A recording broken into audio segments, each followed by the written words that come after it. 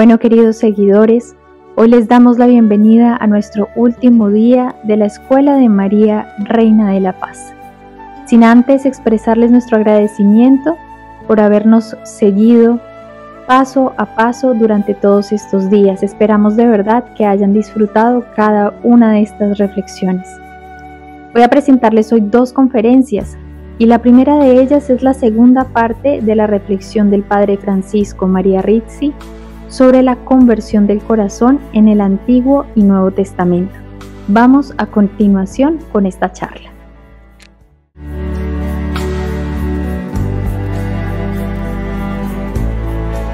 Hacemos una pequeña oración para empezar. En el nombre del Padre, del Hijo y del Espíritu Santo. Amén. Pidiendo la intercesión de nuestra Madre, su intercesión, para que todos los días que hemos vivido aquí, escuchando la palabra de su Hijo, viviendo el encuentro con su Hijo, a través de su corazón inmaculado, y la Eucaristía, y la adoración, y la Santa Confesión, pueda llevar frutos en nosotros, en nuestro corazón, y a través de nosotros. Amén. En nombre del Padre, del Hijo y del Espíritu Santo. Bueno, no será muy larga la reflexión porque no quiero voy a hacer como una síntesis, ¿no? Pero de la segunda parte, porque después vamos a las 7 a celebrar la misa. Entonces lo que tenemos que ver la segunda parte, la espiritualidad bíblica del corazón en el Nuevo Testamento. Hemos visto muchas implicaciones morales y espirituales del simbolismo del corazón, ¿no? Señaladas en el Antiguo Testamento. También claramente están presentes en el Nuevo Testamento, y también, según los Evangelios, el corazón es considerado como fuente de todo lo que hay en el hombre.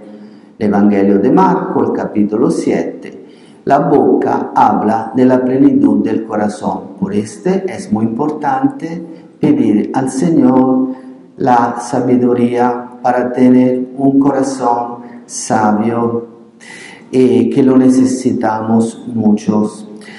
Solo Dios conoce el corazón del hombre. Esto es muy claro en la carta de San Pablo a los romanos. Y mediante el don del Espíritu Santo, ¿no? Siempre la carta a los romanos del capítulo 5, el nuestro corazón queda librado de la ley del pecado, capítulo 8 de la carta a los romanos. Y la vida según el Espíritu se hace posible para los creyentes, caracterizados por un corazón, esto lo quiero subrayar, un corazón renovado por la caridad de Cristo. En primer lugar, el Nuevo Testamento nos dice que el hombre amó verdaderamente a Dios como Dios espera ser amado. Es decir, que el hombre amó con todo su corazón, con toda su alma, con todas sus fuerzas. Este verdadero hombre, que es también verdadero Dios, es Jesús de Nazaret. Ahora usted entiende bien, ¿no? Mejor el camino, ¿no? Donde llegamos. Cuando un fariseo le pregunta, ¿cuál es el mayor mandamiento de la ley? Él responde, amarás al Señor tu Dios con todo tu corazón, con toda tu alma, con toda tu mente. Mateos 22. A los 12 años recordó a sus padres el primado de Dios, el único en su vida. En la última cena dice Jesús a sus discípulos, el mundo debe saber que yo amo al Padre, San Juan. Nadie tiene mayor amor que este, dar la vida por los amigos. El Evangelio de San Juan, capítulo 15. Jesús experimentó este amor mayor. Nadie amó tanto a su Dios como Cristo, como hombre. Es verdadero Dios, pero es verdadero hombre. y como verdadero hombre tenía un corazón humano para amar. Es un corazón divino, pero tenía un corazón humano. Y con este corazón humano amó con todo su corazón. El amor de Cristo a su Padre cubre todo el periodo de su existencia terrena y preside todas sus opciones, todas sus actitudes internas. La dimensión fundamental de su espiritualidad fue una actitud de oblación total en el amor. Oblación y amor. También es muy bonita la imagen de pensar, ¿no?, al corazón como a un altar. Y todos tenemos un corazón, ¿no? Y cuando hacemos una ofrenda agradable a Dios, podemos decir que nuestro corazón es como un altar. Al entrar nel mundo, Cristo dice: non quisiste sacrificio ni ofrenda. Entonces dije: he aquí vengo para hacer tu voluntad, oh Dios. En el Salmo 40 igual. Tu ley está en lo profundo de mi corazón. El Salmo 40, versículo 9. Solo un sacrificio espiritual vivido a nivel del corazón como oración, obediencia y amor puede santificar verdaderamente a los hombres. También podemos pensar, la nuestra oración es una oración de ofrenda. Esta, claro, usted ya sabe sobre todo, sabe sobre la oración del corazón, ¿no? ¿Verdad? Entonces, la oración del corazón también es una oración donde en el corazón hay una ofrenda. ¿Qué ofrenda hay? La ofrenda de nuestra vida. La ofrenda de nuestra vida, como hizo Jesús. Pero Cristo, el hombre del corazón nuevo, no está solo en su reino. Con su oblación, este es fundamental para entender. Se convirtió en espíritu vivificante. Primera carta a los Corintios, capítulo 15. Y la vida que el Espíritu del Padre derramó en su corazón se convirtió en fuente de vida en nuestros corazones. ¿Has entendido este pasaje? Lo voy a repetir. La vida que el Espíritu del Padre derramó en su corazón se convirtió en fuente de vida en nuestros corazones. Ahora ustedes entienden bien que es mucho más que una devoción el corazón de Cristo. Es fuente de vida espiritual. Y a través del corazón de Cristo que recibimos en nuestro corazón la vida nueva, un corazón nuevo. ¿Por qué? Porque este corazón es un corazón humano, perfecto. Este corazón humano es un corazón máximamente abierto a la acción del Espíritu Santo. Es fuente de vida espiritual. Los profetas habían anunciado un corazón nuevo. ¿Quién fue que anunció un corazón nuevo? ¿El profeta? ¿Se acuerdan? Ezequiel. Y Osea también. En el Nuevo Testamento describe nuevamente la realización de este anuncio con el simbolismo del corazón. En realidad es en nuestro corazón donde se derrama el Espíritu de Dios. Y es lo más profundo a nivel del corazón donde se renueva la alianza en el amor. Porque es una renovación de la alianza, como hemos visto en las primeras dos charlas, cuando hemos hablado de la conversión y de la idolatría, que la idolatría es pecado, es ruptura de la alianza. Entonces, lo Espíritu Santo en Cristo reconstituye la alianza que nosotros libremente, a través de Adán y Eva, hemos interrumpido. Necesitamos entonces, ¿por qué? Porque hay una escuela, hay una escuela. Nosotros, en la escuela franciscana, perdóname, pero yo soy franciscano, en la nuestra escuela, que nosotros decimos que no es que Cristo se encarnó por el pecado solo, cioè Cristo se sería igualmente encarnado, ¿no? Hay otras escuelas de otra espiritual que dicen se encarnó solo por el pecado, nosotros no. Por nosotros, claro que se encarnó para salvarnos del pecado, pero por la escuela franciscana, Cristo se sería igualmente hecho hombre, encarnado, porque nosotros necesitábamos de ver, ¿no? El hombre nuevo, ¿no? Y esta imagen de Dios, porque es Cristo que revela el corazón del Padre. El corazón de Cristo es el corazón del Padre, es un unicum, ¿no? Es uno, ¿no? Claro, entonces a través de nosotros, como decía también Marino, ya necesitamos de tocar, porque somos humanos. Entonces necesitamos de tocar el corazón de Cristo. Y lo podemos tocar porque Cristo se hizo carne. Y si Cristo no se hacía carne, ustedes se imaginan, tienen que imaginar un Dios, ¿no? La imagen de un Dios uno tenía que imaginarse. Pero ahora no tenemos que imaginar nada porque el hombre, Él se hizo carne. Bueno, vamos adelante. San Pablo desarrolla su teología de la fe en este mismo sentido. Cerca de ti está la palabra, en tu boca, en tu corazón. Es decir, a la profesión de fe con la boca hay que añadir la fe del corazón para ser justificado. Con el corazón se cree, la carta a los Romanos, para alcanzar la justicia. En efecto, en nuestros corazones el Espíritu de Cristo crucificado y resucitado inspira nuestros actos de fe, esperanza y amor. A través del Espíritu Santo que recibimos, a través del corazón de Cristo, que nosotros podemos hacer actos de fe, actos de esperanza y actos de amor. ¿Por qué?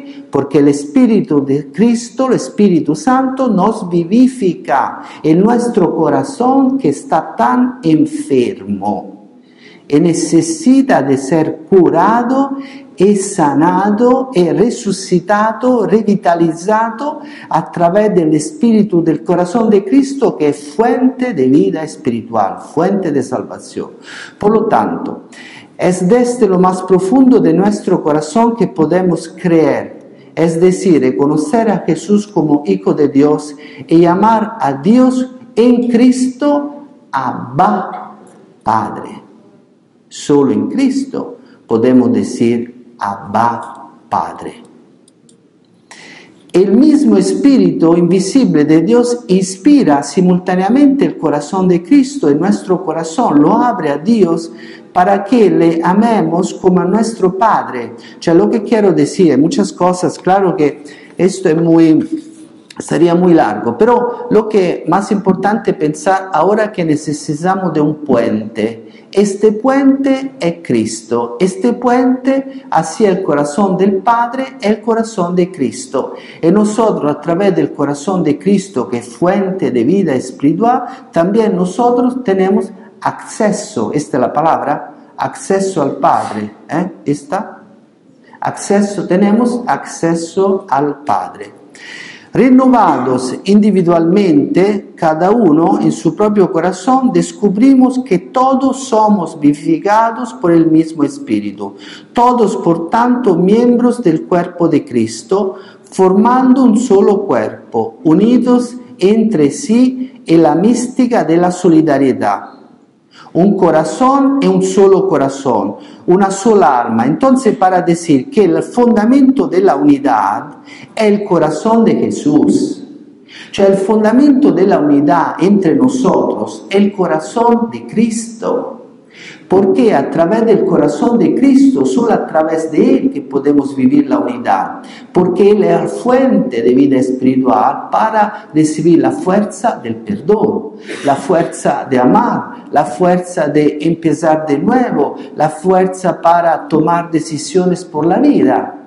Todo esto. Y sin el corazón de Cristo sería imposible. porque nosotros tenemos un corazón simplemente humano, herido por el pecado e idolatra, que siempre busca la idolatría. Esta es la condición humana, de verdad.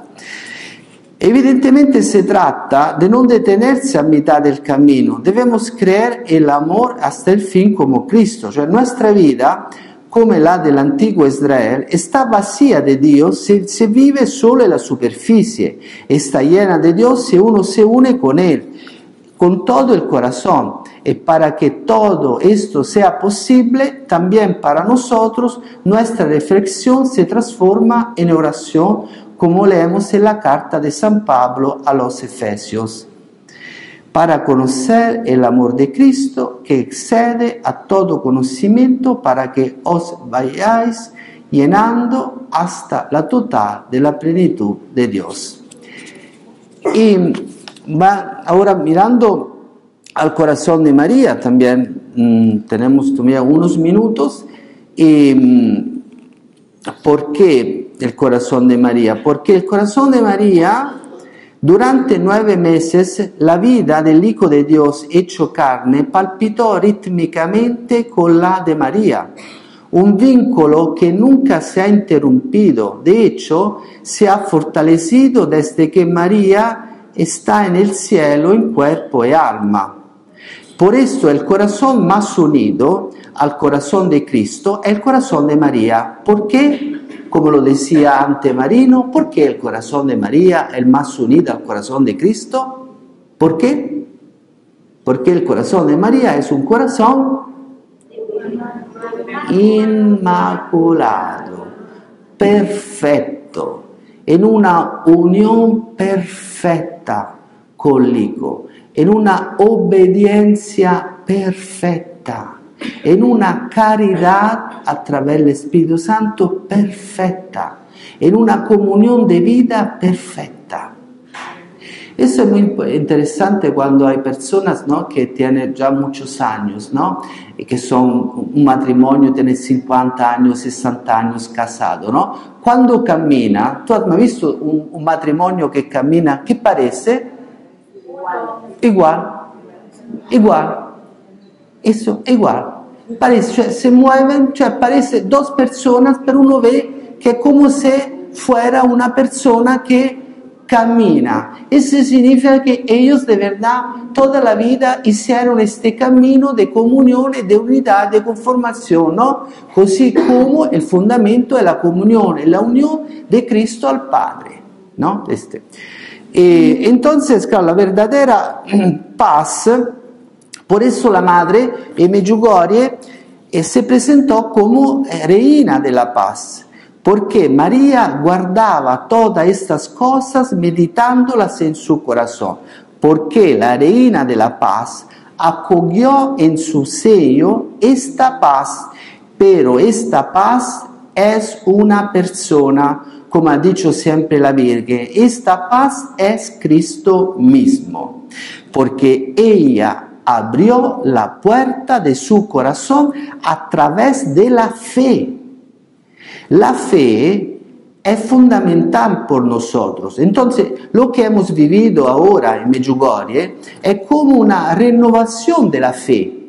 Es muy importante, porque cuántas demandas, cuántas preguntas llegaron a nuestra mente, o meditando sobre el corazón bíblico, llegaron en nuestro corazón, cómo se ha abierto nuestro corazón, cuántas preguntas, cuántos mensajes, cuántas reflexiones, cuántos estímulos hemos recibido, porque a través de todos los estímulos que hemos recibido, nuestra fe se pueda renovar. La fe en Cristo, claramente, a través, claro, de María, que es el alma fiel. Continuando la conversión, allora la conversión en Medjugorje, la madre invita a la conversión del corazón, pero experimentar la paz que la Virgen pide no es vivir en un nirvana, la palabra nirvana, ¿no? Exacta, nirvana, ¿no? En un nirvana de tranquilidad individualista. Sí, también Marino hablaba de esto. me acuerdo, en ausencia de cualquier necesidad o deseo, como en las prácticas ascéticas orientales, ¿no?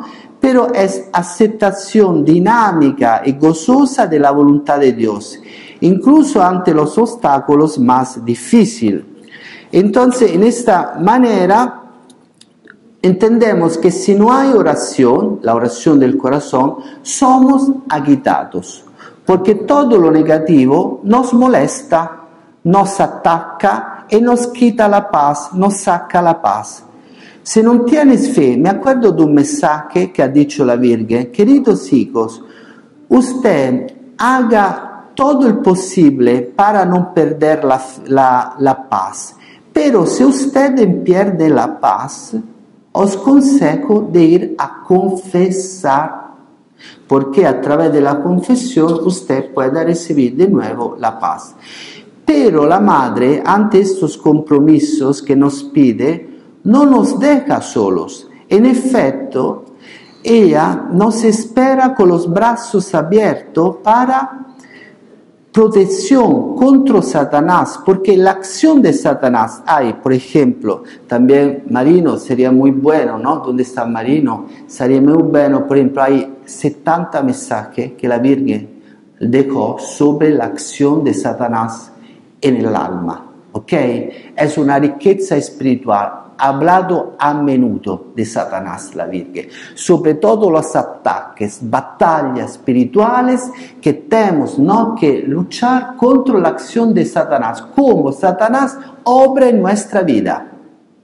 Esto también es una enseñanza muy riquísima espiritualmente, ¿no? Cómo obra, claro, Satanás en la vida del creyente. Todos los mensajes que tenemos sobre la acción de Satanás en nuestra vida. Entonces, la Madre nos pide claramente de rezar con el corazón, porque si no rezamos con el corazón, si nuestro corazón será un corazón duro, un corazón que tiene miedo por el futuro, un corazón egoísta, un corazón que falta de esperanza y sobre todo un corazón que falta de fe.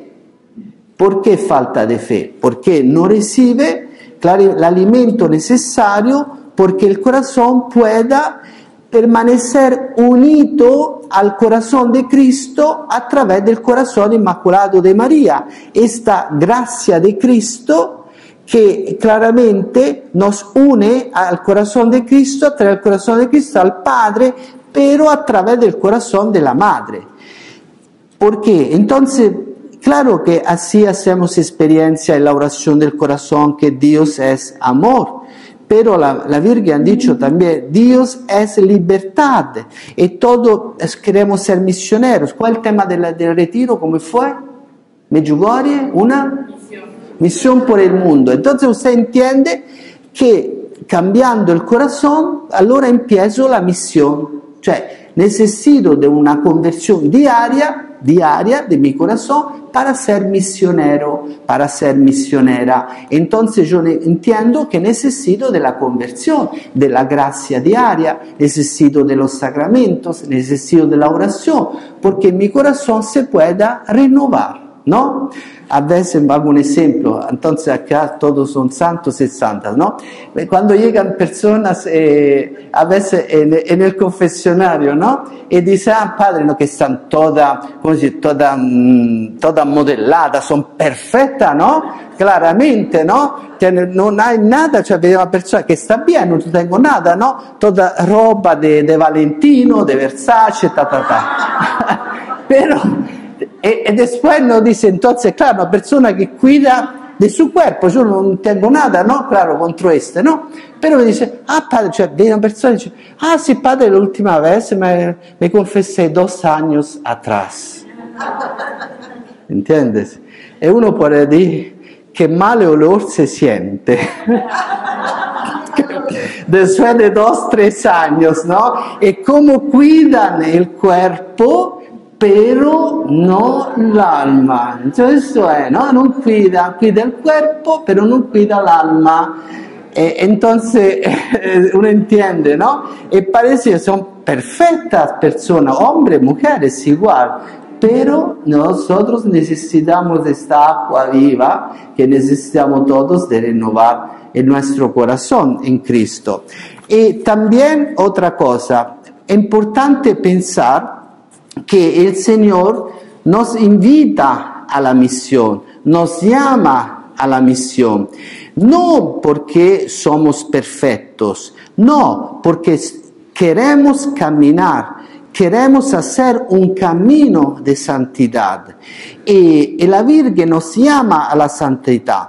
Por ejemplo, la madre cuando habla, por ejemplo, siempre de Satanás, como Satanás nos tenta en las cosas pequeñas para luego hacernos caer en las grandes hasta que nuestra fe falla, se vuelve solo teórica, cioè su poder nefasto que influye en todo y que todos parece abrumar, cioè de cada tipo de engaño para engañarse. ¿Ma cómo puedo hacer? Bueno, yo soy sacerdote, digo cómo puedo hacer. Tengo un superior provincial, un obispo, un padre espiritual, un confesor habitual, 4 personas, ¿entiendes?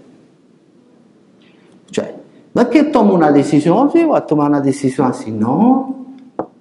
Mi obispo, mi superior provincial, mi padre espiritual, mi confesor habitual. ¿Entiendes? Entonces, si yo tengo una duda, ¿qué hago? ¿Qué ha dicho la Virgen? Me voy a confesar. Pero pido a mi padre espiritual, al confesor, 2 cosas para hacer un discernimiento sobre mi vida. Porque así yo sé que estoy tomando una decisión segundo el Espíritu de Dios y no estoy tomando una decisión segundo mi voluntad. Pero esto es muy difícil, muy difícil. Padre, me gustaría, no estoy hablando de ustedes, todos son santos y tienen todo el Padre espiritual, pero muchas personas, la cuestión es muy importante, por ejemplo, sobre el Padre espiritual, porque a veces, ¿no? Está escrito también en el diario de Santa Faustina, que ha dicho que Jesús, el Señor, da el Padre espiritual a pocas almas, pocas almas, muy pocas. ¿Por qué el Señor da? Porque las almas no siempre son humildes. Entonces las almas quieren hacer nuestra voluntad, quieren hacer su propia voluntad. Entonces el regalo de un Padre espiritual es un regalo grandísimo en la vida espiritual, pero necesita de la humildad, de escuchar la voz del Espíritu que guía mi vida a través del Padre espiritual. Y es una gracia grandísima en la vida. Por ejemplo, los religiosos, claro, son más graciados. Yo uso esta palabra graciados porque es una palabra cristiana, ¿no? ¿Por qué? Porque nosotros tenemos un superior. Es una protección por nosotros. Me acuerdo de una vez, me invitaron en una televisión, ¿no? Para hacer una entrevista sobre Medjugorje, pero yo pregunté a mi superior provincial, ¿puedo ir? Él me dijo, prefiero que no vaya, mejor que no. Yo, bueno, he obedecido y tenía razón. ¿Sabes por qué? Porque era una transmisión preparada con otras personas para hablar de la pedofilia. Y yo no sabía nada. Como un niño, yo iba a hablar de Medjugorje, ellos ya habían preparado todos servicios, programas para atacar la iglesia contra la pedofilia. ¿Entiendes? Y gracias a Dios escuché y me salvó. Porque yo no estaba preparado, porque yo no sé, habían preparado, no sé, sabes cómo hacen, ¿no? A veces los periodistas preparan, uno no sabe nada, ¿no? De lo que está hablando la persona, te hace el nombre, no sé, de Johnny Walker, que es el gran pedófilo, uno no sabe, ¿no? De qué está hablando, ¿no? No sabe nada, pero decir, como l'obbedienza, ¿no?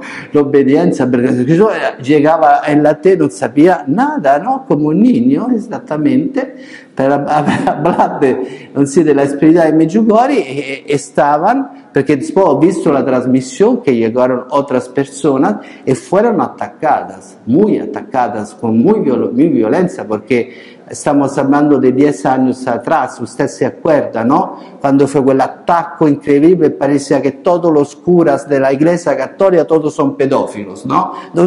Nadie se salva, todos, ¿no? No, parece, ¿no? Y fue un ataque muy, muy fuerte, ¿no? Bueno, entonces decía esta la obediencia porque es claro que Cristo nos enseña la obediencia al Padre, y como está escrito en la letra a los Hebreos, para que la obediencia nosotros somos salvos. Ok, gracias.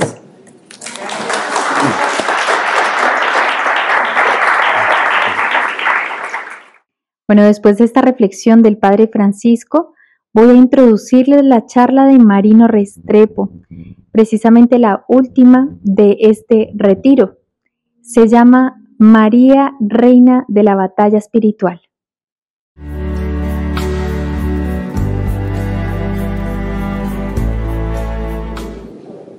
Bueno, comenzaremos esta última reflexión mía del retiro. Ya queda faltando solo la última reflexión del Padre Francisco y con esto concluimos nuestro retiro. Pues solo dándole gracias a Dios por la bendición, la oportunidad que nos ha dado de vivir esta experiencia de la Escuela de María y pues los incontables momentos de experiencias personales de cada uno de nosotros que tomaría quién sabe cuánto tiempo para poderlos asimilar, porque en realidad la parte más importante de la experiencia de Medjugorje se vive en una forma en que no la podemos comprender, así de que es el tesoro más grande, porque se va despertando con los años, pero sabemos que aquí nos hemos impregnado de un espíritu que, aunque no lo veamos, está completamente en nosotros como una lluvia que nos empapa, ¿no?, de esa agua que cae del cielo. Voy a pedirle al Espíritu Santo su palabra para que en esta palabra comencemos. Y les voy a leer de la primera epístola de San Pedro, en el capítulo 1, desde el versículo 13. Exigencias de la nueva vida, ser santos. Por lo tanto, ceñíos los lomos de vuestro espíritu, sed sobrios, poned toda vuestra esperanza en la gracia que se os procurará mediante la revelación de Jesucristo. Como hijos obedientes, no os amoldéis a las apetencias de antes del tiempo de vuestra ignorancia. Más bien, así como Él nos ha llamado, es santo, como el que nos ha llamado es santo, así también vosotros sed santos en toda vuestra conducta. Como está escrito, seréis santos porque santo soy yo.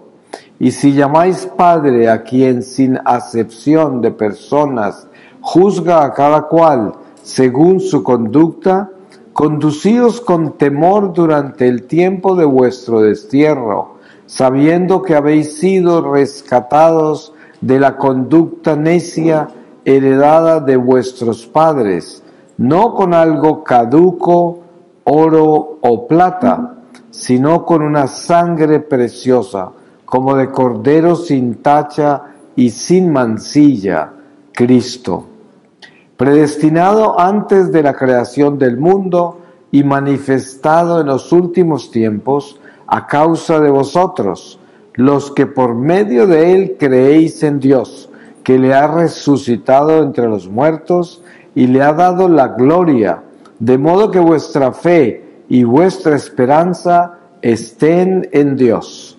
Palabra de Dios. Pues con esta palabra comenzamos esta reflexión sobre la Virgen María, reina espiritual reina de la batalla espiritual. María, reina de la batalla espiritual.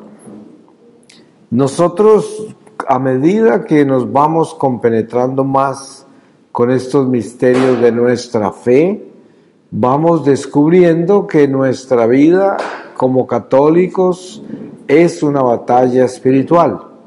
Y claro, escuchamos mucho este término y tratamos de entenderlo, tratamos de asimilarlo, de asumirlo, para ser responsables de lo que esto significa. Y sabemos, tenemos la idea clara de lo que es espíritu y sabemos que hay espíritu del bien y espíritu del mal. Sabemos como católicos que somos por nuestra formación, por la doctrina misma que nos enseña que el diablo existe, que existe el infierno, que existe el purgatorio, que existe la gloria de Dios, que existe el juicio personal en el momento de la muerte y el juicio final, todo esto que conocemos como los novísimos, que son misterios de nuestra fe sobre los cuales vivimos y en los cuales estamos edificados como cristianos, como hijos de la Iglesia. Pero en medio de todo esto que ya sabemos y que se nos ha sido revelado, hay algo muy importante de entender, y es que nosotros realmente formamos parte de una batalla espiritual. Eso quiere decir que estamos en acción. Esto puede llegar al punto de que si tenemos tan solo una imagen religiosa de estas verdades que acabo de mencionar, si tenemos meramente una imagen de algo revelado a nosotros, pero que parece que no estuviera activo en nuestra vida, sino algo que existe en la religión que practicamos y puede tomarse de esa forma impersonal, en una forma en la que yo no estoy involucrado, sino de que yo soy parte de algo en lo que parece que no estuviera activo, como que si yo no fuera parte de eso. Y esto es peligroso porque muchas personas, sin darse cuenta, actúan así y no se sienten que son parte de esta batalla, no se sienten de que son parte de un ejército, de que nosotros somos un pueblo escogido, separado, predestinado, marcado por el Espíritu Santo, con lenguas de fuego. O sea, nosotros tenemos una marca indeleble que hasta el demonio más lejano la puede ver, porque es una marca. Ustedes se dan cuenta este misterio de las marcas. Ayer cuando el padre hablaba del corazón bíblico, hablaba de algo prácticamente que pudiéramos llamar místico, algo que no es tangible, no es físico, como el corazón biológico, el corazón físico. Es algo que no está dentro de un escenario material, pero es lo que contiene todo el ser.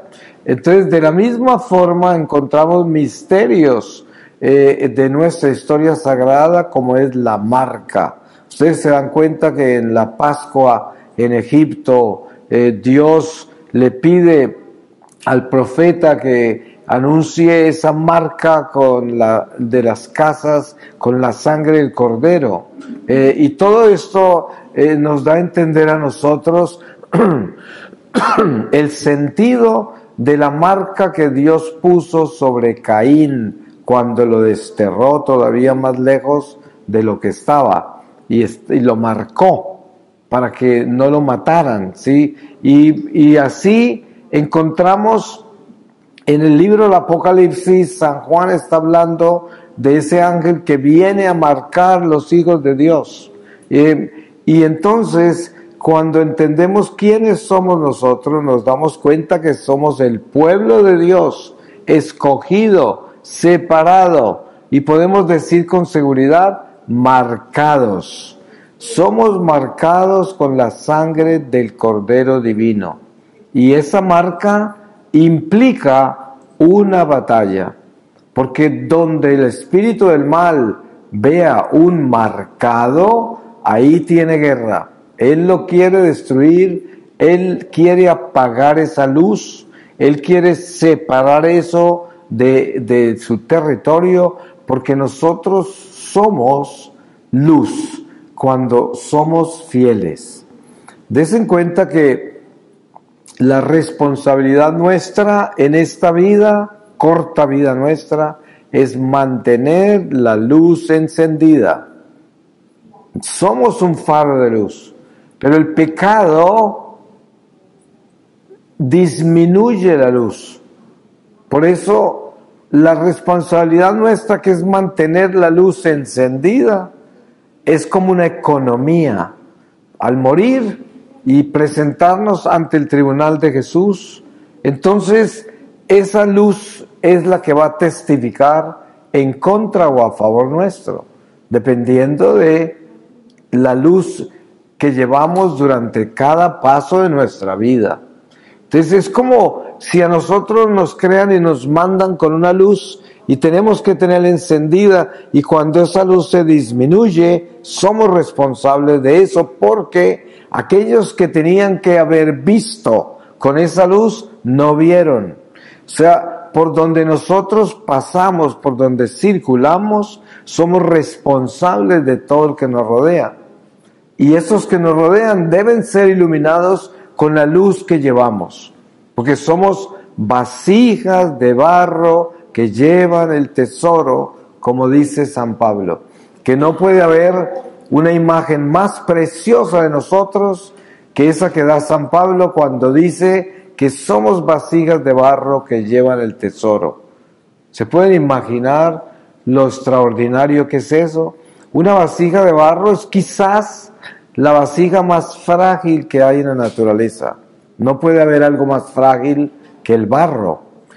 Sin embargo, en esa vasija de barro va el tesoro. Y esa vasija de barro debe mantener ese tesoro encendido por donde va. Entonces, la iglesia, que es madre, que es santa, que es maestra, que es nuestra guía en este destierro, la nave que nos lleva por estas aguas turbulentas hacia el puerto seguro, que es nuestro príncipe de paz, Jesucristo, la gloria, la redención. Ella nos da a María, la Virgen María, Madre. La Virgen María es la reina de la batalla espiritual. Ustedes leen en el Génesis cómo la Virgen en un momento dado se aparece parada sobre el demonio, ¿sí?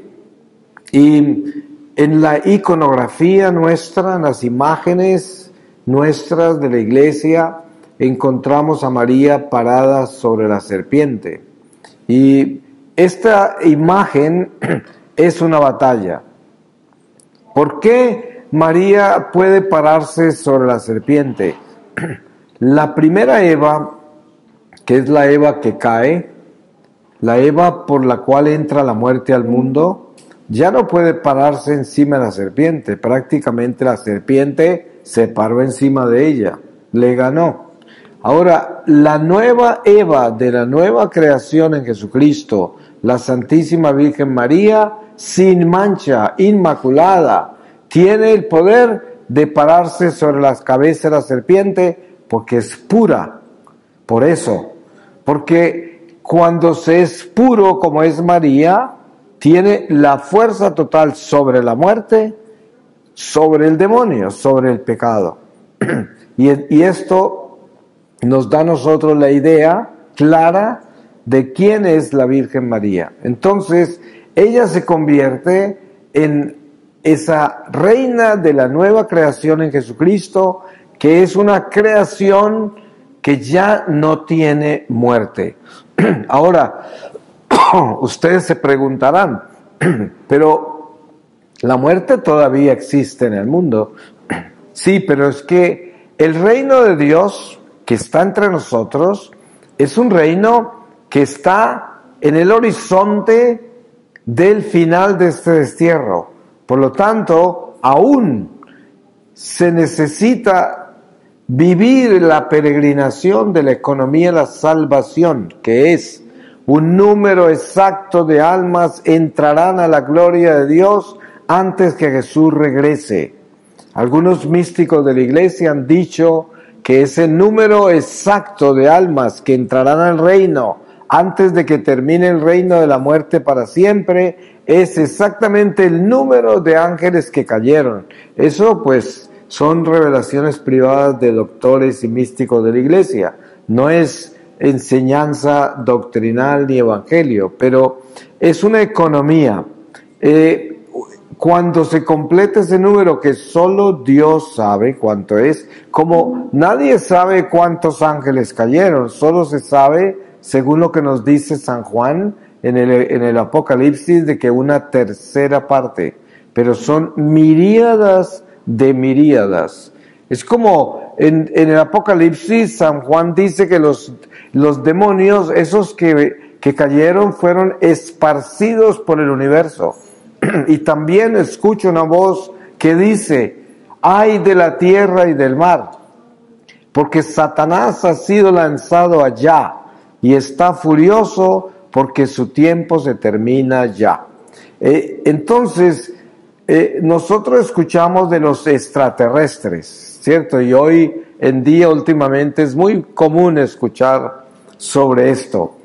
Pero cuando leemos con cuidado lo que San Juan revela sobre los demonios que fueron esparcidos por el universo, sabemos que esos demonios que están por todo el universo son aquellos que son cultistas, que andan en el ocultismo, el satanismo y todos esos ismos.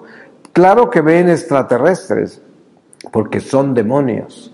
Son los demonios que están esparcidos por todo el universo, por todos los planetas, por toda la existencia cósmica están llena de demonios. Y entonces encontramos también que los ángeles de Dios son guardianes de toda la creación. Ellos vigilan la creación entera. Es como cuando usted entra a un templo de Dios, todo tiene vigilante. Las columnas, las sillas del templo, los incensarios, la pila de agua bendita, la pila de bautismo, el altar, la sacristía, las vestimentas del sacerdote, todo tiene ángeles. ¿Por qué? Porque todo tiene enemigo, todo tiene demonio atacándolo. Entonces, debido a esto es que debemos entender qué quiere decir batalla espiritual. Mire, con el tiempo la iglesia pues ha perdido muchas gracias, sobre todo en la liturgia de la misa. Por ejemplo, en mucho tiempo atrás, el sacerdote llegaba a la sacristía y estaba solo. Y además, cada vestimenta litúrgica tiene una oración. Y el sacerdote oraba una oración particular sobre cada pieza de su vestimenta.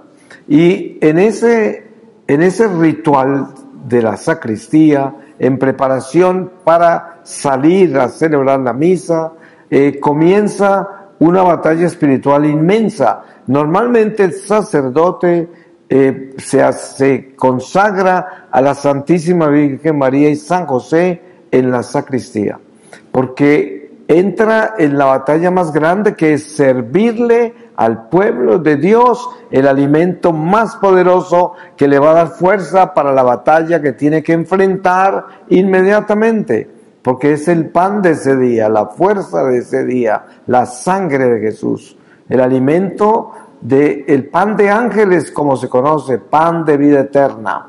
Entonces, la Virgen María, como vemos, tiene el pie puesto sobre la cabeza del demonio, que quiere decir, ella tiene todas las gracias para dominar las tinieblas. Entonces, cuando yo tengo conciencia de eso y entiendo qué quiere decir eso, entonces le doy una explicación muy clara a las armas que han bajado del cielo de las manos de la Virgen María para nuestra defensa. Ustedes conocen la revelación del escapulario, ¿cierto? Y miren ustedes, ¿por qué estas cosas? ¿Por qué un escapulario? ¿Por qué la medalla milagrosa de la Rue de Bac en París? ¿Por qué el rosario? ¿Por qué la consagración a la Santísima Virgen María? ¿Por qué las novenas a la Virgen? ¿Por qué tantas procesiones, celebraciones de las fiestas de la Virgen? Todo esto es un conjunto de batallas que si las observamos con cuidado, nos damos cuenta que el cielo siempre está pendiente del pueblo en batalla y siempre le está otorgando armas para su defensa. Ese escapulario es un arma que el pueblo de Dios recibe después de muchas batallas, porque usted no encuentra ese escapulario muchos siglos atrás, lo encuentra cuando fue dado, y fue dado en el momento indicado para las batallas que faltaban luchar. Y entonces, cuando entendemos esos dones, los utilizamos y sabemos la fuerza que eso tiene, fuerza extraordinaria. En una oportunidad estaba yo precisamente en Roma, por ahí en un sitio que se llama Zagarolo, y hay un campamento de exorcistas allí, y me invitó una monja que con su comunidad cuidaban ahí de los exorcistas, y estaba participando, simplemente apoyando en oración un exorcismo que había muy grave de una monja africana que estaba posesa.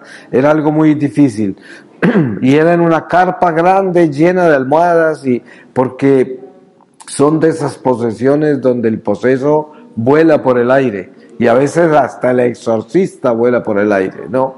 El caso es que en un momento dado el demonio, mirándome, me dijo: quítate eso que me quema de ahí. Y era mi escapulario. Sí, este escapulario que tengo hace muchos años era el que lo quemaba, ¿no? No solamente mi escapulario, había muchas cosas ahí que el exorcista tenía que eran todavía mucho más poderosas que mi escapulario. Pero solamente para darles un ejemplo de lo que es un sacramental, de lo que es estas armas que hemos recibido de la Santísima Virgen María, ¿no? Que son armas reales, absolutamente reales, porque de repente una persona en un momento dado no se da cuenta de qué es un sacramental y qué representa, sino que se siente protegido con él y se siente bien, y mi abuela lo usó, y también mi tía, y mi vecino, y yo me lo pongo. Pero de ahí a entender que esto envuelve una batalla espiritual y que los sacramentales son reales, es como lo que decíamos antes sobre el ejemplo que les di del agua, que usted trae el agua natural para que la bendiga el Padre. Antes de que el Padre la bendiga, esa agua simplemente es agua natural, servirá para beber si es potable, pero nada más. Pero una vez que el Padre la bendice, ustedes saben que ya no es agua común, no es un agua natural, la llamamos agua bendita. Muchas veces, dependiendo de la oración que el Padre hizo, incluso se llama agua exorcizada. Y esa agua, cada gota tiene al Espíritu Santo y puede quemar los espíritus que rondan por los aires, espíritus del mal. Y así cada sacramental con su propiedad. Es como el rosario. Cuando usted reza el rosario, y ese rosario no solamente está bendito, sino que es un rosario que usted ha rezado muchas veces, ¿sí? Este rosario, si usted lo lleva puesto, y es un rosario que cada Ave María usted lo ha hecho muchas veces, este rosario ha sido su compañía espiritual, de muchos momentos de su vida. Cuando usted lo tiene, este rosario lleva todo lo que usted ha hecho con él. Y los espíritus del mal pueden leer todo y ver todo vivo en el mundo espiritual de lo que ha sucedido con este rosario. Entonces, ¿en qué se convierte este rosario? Se convierte en un látigo, porque con esto le doy muy duro a las tinieblas, porque los demonios no resisten la fuerza que hay acá. Hay una fuerza, que es la fuerza de todas mis oraciones. ¿Cuántas Ave Marías he invocado aquí? ¿Cuántos misterios? ¿Cuánto sufrimiento? ¿Cuánta acción de gracias? ¿Cuánto hay acá? Mucho hay acá. Y todo esto está vivo en el mundo espiritual. Tanto así que el día de mi juicio personal, todas estas oraciones estarán presentes ante Jesús.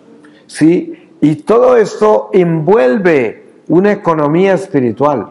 Por eso es que debemos tener conciencia de la fuerza espiritual en la que vivimos. Es importante tener conciencia de eso, porque todo tiene vida en el espíritu.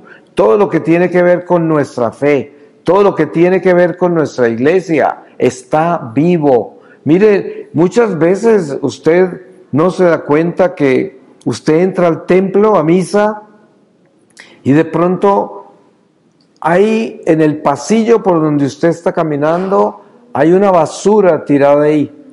Mucha gente pasa derecho. Una persona se agacha y la recoge y la guarda, porque tiene ese celo por la casa del Padre. Ustedes no se imaginan en el mundo espiritual lo que significa el celo por la casa del Señor. ¿Sí? Cuando uno entra al templo y sabe que está en el templo y actúa con conciencia de que está en el templo, es muy diferente que cuando usted entra al templo y no está consciente de que está en el templo y no actúa de acuerdo al templo. Son dos cosas aparte.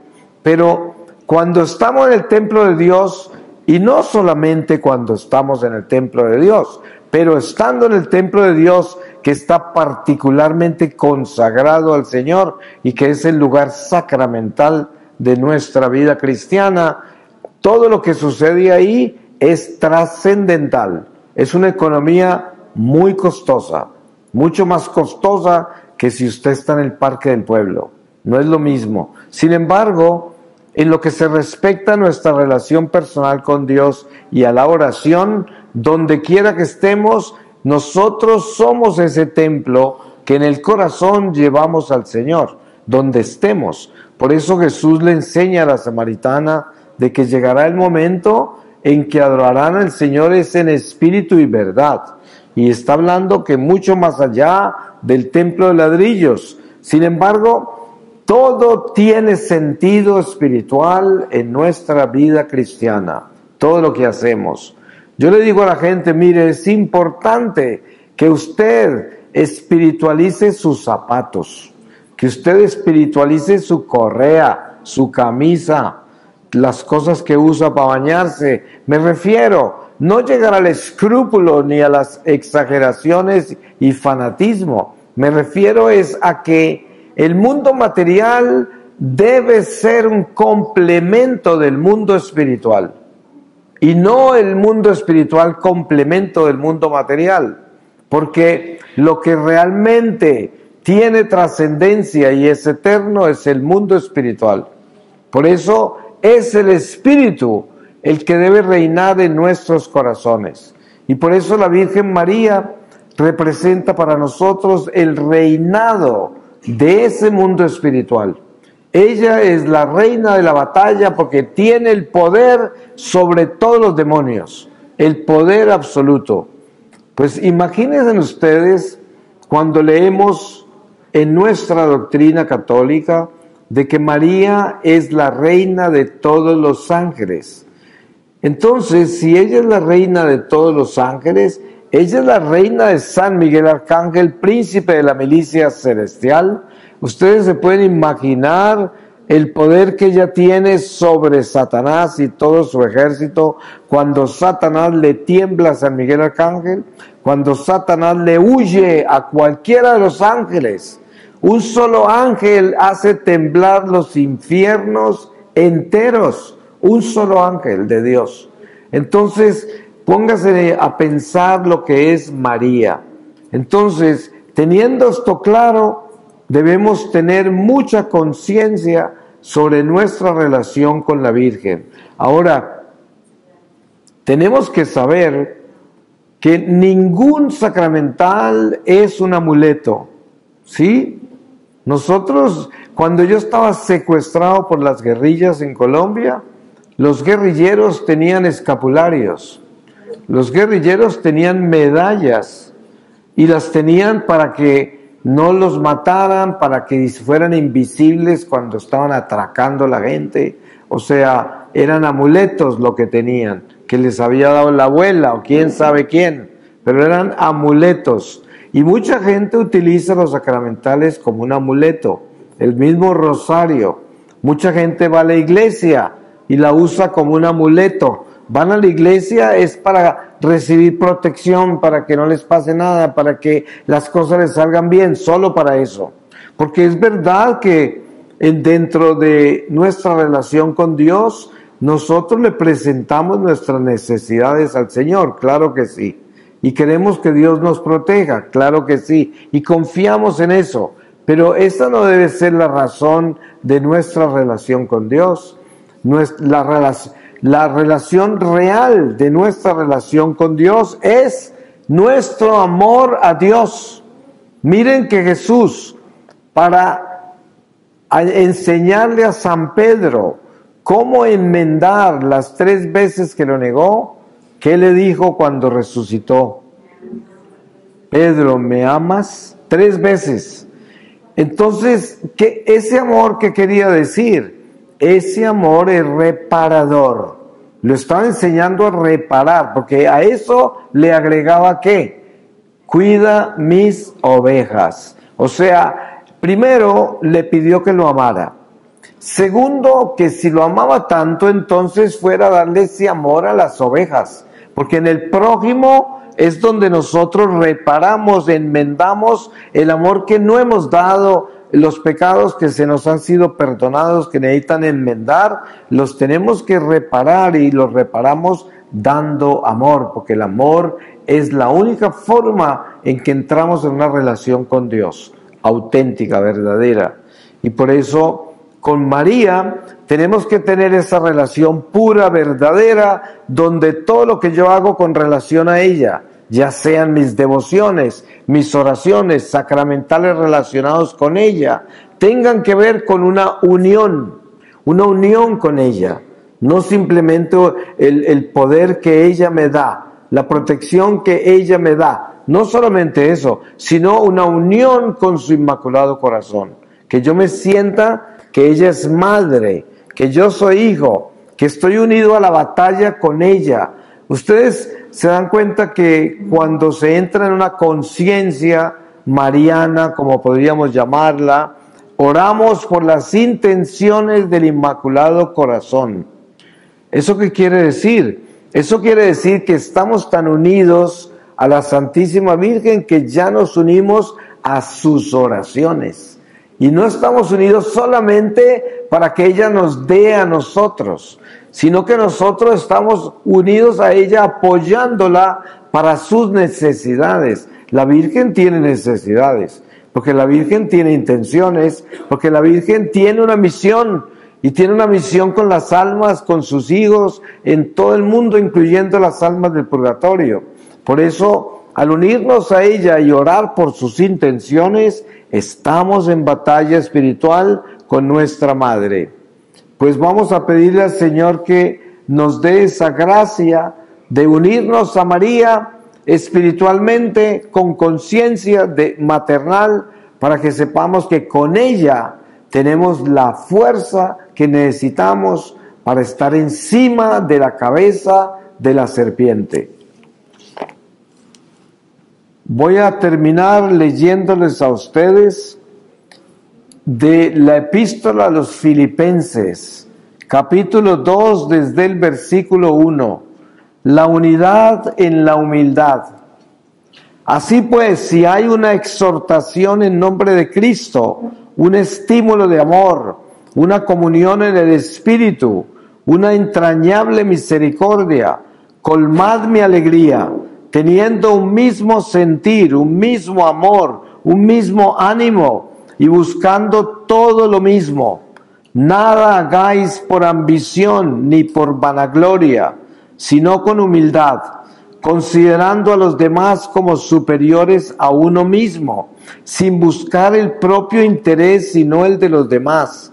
Tened entre vosotros los mismos sentimientos que Cristo, el cual, siendo de condición divina, no codició el ser igual a Dios, sino que se despojó de sí mismo, tomando condición de esclavo, asumiendo semejanza humana y apareciendo en su porte como hombre, se rebajó a sí mismo, haciéndose obediente hasta la muerte, una muerte de cruz. Por eso Dios lo exaltó y le otorgó el nombre que está sobre todo nombre, para que al nombre de Jesús toda rodilla se doble, en los cielos, en la tierra y en los abismos, y toda lengua confiese que Cristo Jesús es el Señor, para gloria de Dios Padre. Palabra de Dios. Pues le damos gracias a Dios por la Santísima Virgen María, nuestra Madre, Reina de la Paz, que nos ha reunido en esta escuela de María y que con seguridad todo eso que nos ha enseñado la Madre durante estos días de retiro está marcado indeleble en nuestros corazones y que nuestra alma lo va a asimilar en su debido tiempo con la ayuda del Espíritu Santo, porque nadie será el mismo después de haber atravesado el umbral de esta aparición. Eso se los aseguro. Nosotros de repente nos sentimos que nada particular ha sucedido, pero el alma ha sido tocada, bañada, sumergida en esta agua del Espíritu Santo y no será la misma cuando parta de acá. Amén. Amén.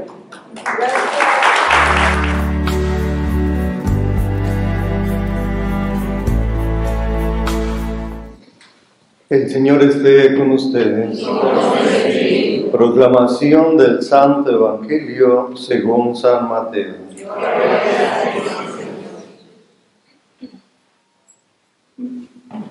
En aquel tiempo, Jesús dijo a sus discípulos esta parábola: el reino de los cielos es semejante a aquellas 10 jóvenes que, tomando sus lámparas, salieron al encuentro del esposo.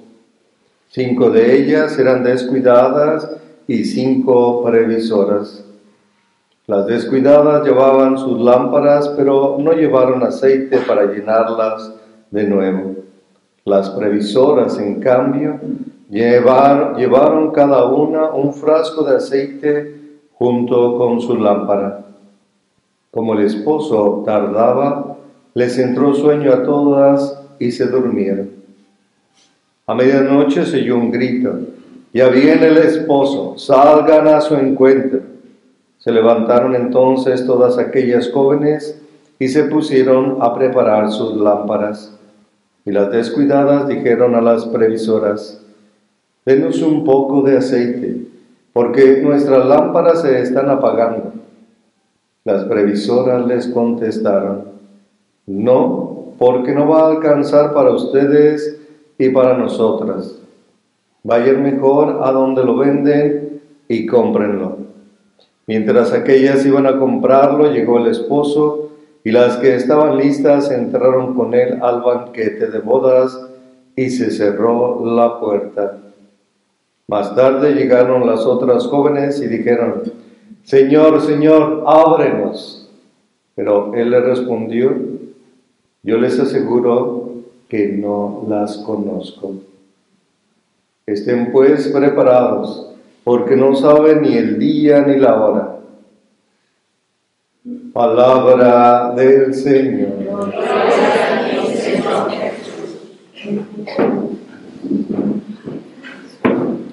in cada ritiro sempre nos accompagna una palabra, ¿no? E visto que, bueno, en todos los retiros siempre el Espíritu Santo nos acompaña a través de una palabra. Y yo creo que en este retiro somos sido acompañados por la palabra sabiduría. Porque siempre regresó muchas veces, en muchas ocasiones, y también hoy en el Evangelio, donde el Evangelio habla de estas jóvenes que una parte 5 de ellas no eran sabias. La traducción del Evangelio previsoras, pero la traducción sería sabias. La traducción exacta, no sé por qué han traducido así, pero en el sentido que es claro que somos invitados a ser hombres sabios, que saben, el sabio sabe esperar. El sabio sabe que el Señor regresa, no sabemos cuándo. La persona sabia sabe que es llamado a estar preparado. Preparado porque, como hemos escuchado en el Evangelio, porque no sabemos ni el día ni la hora. Pero necesitamos de la fe. ¿Por qué necesitamos de la fe? Porque si no tenemos la fe, no podemos vivir en la confianza. Si no tenemos la fe, no vivimos en la confianza, sino vivimos en el miedo. Dios regresa, Dios es juez, ¿no? Mas si conocemos el corazón de Cristo, si conocemos el corazón de Cristo misericordioso, del Salvador y Redentor, no somos hombres y mujeres que viven en el miedo, en el terror del retorno del Señor, sino en la espera, ¿no? En la alegría, en la confianza que estaremos siempre con Él. Estas 5 jóvenes vírgenes, según la tradición del Evangelio, eran descuidadas, no eran previsoras. Entonces, ¿qué le falta a estas jóvenes? Es claro que aquí no es que hablamos solo de las mujeres o de las vírgenes consagradas, también pero hablamos del alma, porque cada uno de nosotros tiene el alma. Esta alma es la esposa de Cristo, redimida y lavada por la sangre de Cristo. Y Jesús nos llama a la fe, porque a estas jóvenes que no entraron le faltaba la fe. Le faltaba la fe, y faltándole la fe, le faltaban las obras. Porque a través de la fe en Cristo, que nosotros a través de nuestra vida en Cristo, que somos personas que son testigos de la fe, a través de las obras, pero las obras son la consecuencia de la fe. Y la nuestra vida es un camino hacia la eternidad. Como ha dicho la madre, ¿no? Nuestra querida madre. Un camino hacia el cielo, hacia la alegría del cielo. Padre, nadie ha visto el cielo, no sabemos qué está en el cielo.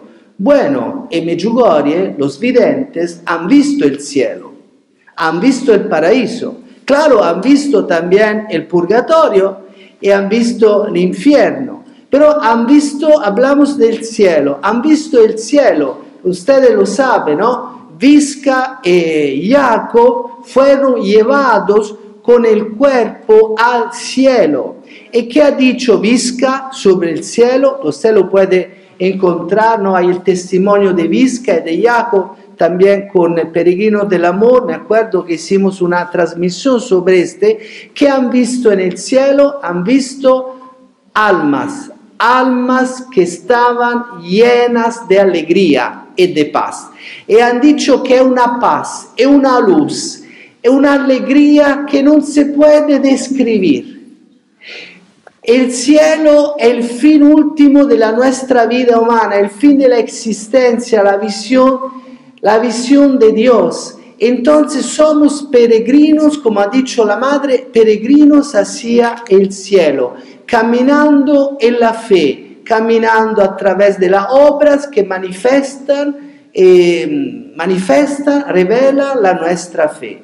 Entonces creo que el mensaje de hoy es claro, estar preparados, pero nosotros somos preparados porque sabemos muy bien que nuestra fuerza y nuestra sabiduría está en la Eucaristía, que cada día celebramos. Nuestra sabiduría está en la presencia viva de Cristo, cuerpo, sangre, alma y divinidad.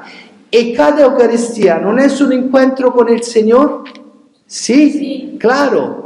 Cada Eucaristía no es un encuentro vivo con Cristo. Claro. Y cada Eucaristía me llama a pensar cómo está mi alma, está preparada para este encuentro, cómo está. Es un alma que tiene fe, es un alma que sabe reconocer la presencia de Cristo en la Eucaristía, es un alma que ama a Cristo, es un alma que sabe acoger el perdón de Cristo en la confesión, es un alma que se purifica a través del Espíritu Santo y de la penitencia, es un alma contenta y feliz de encontrar el Señor y de escuchar su palabra, porque en la misa tenemos todo. La voz del Señor, del buen pastor, que guía nuestra alma, y la Eucaristía su cuerpo y su sangre, que es fuerza por el camino hacia el cielo. Entonces, después de este retiro, 8 días, donde, bueno, hemos rezado, haciendo una experiencia, espero que sí, porque escuchando vuestros testimonios, una experiencia viva de la presencia de Cristo en nuestra vida. Entonces, ahora somos más motivados, más felices, más animados. ¿Por qué? Porque hicimos una experiencia viva y fue una renovación de nuestro bautismo, por un camino, con un corazón que ha acogido el don de la paz, del perdón, el don del Espíritu Santo, y puede caminar en una vida nueva, siendo testigo de la presencia de Cristo, único y verdadero Salvador de los hombres. Amén. Amén.